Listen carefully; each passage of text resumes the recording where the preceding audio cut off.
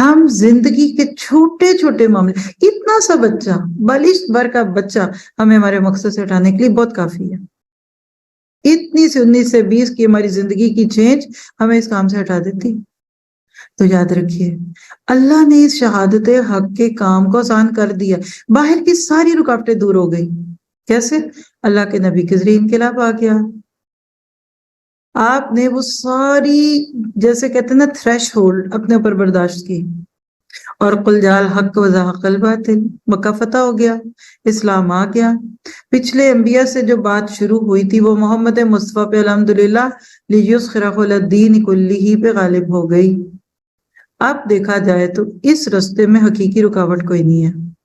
باہر کی دنیا میں آج بھی مذہب کی تبلیغ بالکل ایک جینین اور 100% لیگل ایکٹ ہے.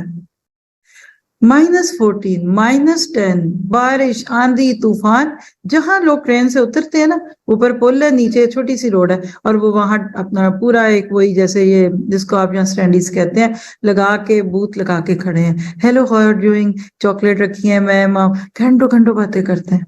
جس کا میسج، پیغام، یہ وہ، کوئی کچھ نہیں کرتا. ہم مسلمان سو رہے ہیں اور سو رہے ہیں اور سو رہے ہیں، کیونکہ ہم نے رات کی ڈیوٹی کر کے آنا ہے. ہم سوئے ہوئے ہیں. دیکھیں میرے اس درد کو آپ برا نہ بنائیے.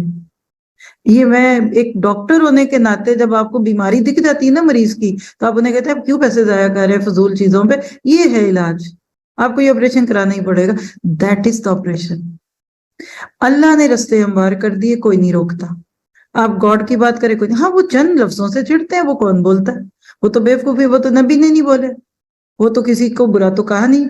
کیوں کہتے ہو کسی کے نبی کو برا؟ تم کسی کے بارے میں کیوں؟ کسی کو نہ چھیڑیں اور اپنے اسلام کی دعوت دیں، کوئی نہیں روکتا. ماننا نہ ماننا اگلے کی مرضی ہے. لیکن ہم مسلمان سو رہے ہیں. ہم امریکہ جاتے اس کام کے لیے، ہم کینیڈا جاتے اس کام کے لیے، ہم ناروے سے لے کے پورے یورپ اور شنگن اور پورے آپ کہہ لیجیے کہ یورپ میں اس کے لیے پھرتے ہیں.